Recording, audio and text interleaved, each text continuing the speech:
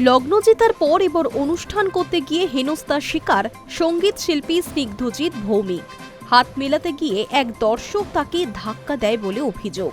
মঞ্চ থেকে রীতিমতো ক্ষোভ উগরে দেন গায়ক। সাফ জানান অভিযুক্তকে ক্ষমা চাইতেই হবে। ঘটনাস্থল মেদিনীপুর। শীতের মরশুমে বাংলার বিভিন্ন প্রান্তে মেলা সাংস্কৃতিক অনুষ্ঠানের আয়োজন করা হয় প্রতি বছরই। এবারও তার অন্যথা হয়নি। জেলায় জেলায় চলছে নানা রকম অনুষ্ঠান। বর্তমানে পশ্চিম মেদিনীপুরে রাজ্য সরকারের উদ্যোগে চলছে শ্রী শ্রী শ্রী মেলা। বুধবার সেই মেলায় সাংস্কৃতিক অনুষ্ঠান করতে গিয়েছিলেন সারেগামাপা খ্যাত সঙ্গীত শিল্পী স্নিগ্ধজিৎ ভৌমিক। নির্ধারিত সময়ে শুরু হয় অনুষ্ঠান। স্বাভাবিকভাবেই গায়কের সঙ্গে ছবি তুলতে, হাত মেলাতে উৎসুক হয়ে ওঠেন দর্শকেরা। মঞ্চ থেকেই সাধ্যমতো তাদের দাবি দাওয়া পূরণের চেষ্টা করেন গায়ক। অভিযোগ, সেই সময় দর্শকাসনে থাকা এক যুবক হাত মেলাতে গিয়ে স্নিগ্ধজিৎকে ধাক্কা দেয়। স্বাভাবিকভাবেই ক্ষোভে ফেটে পড়েন শিল্পী।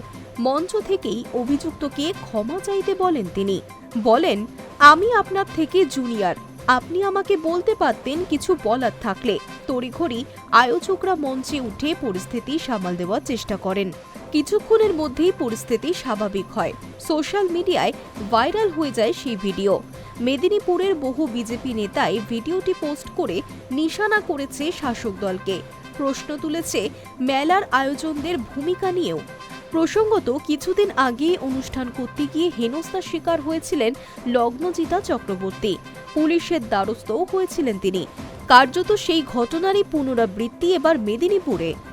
High news network.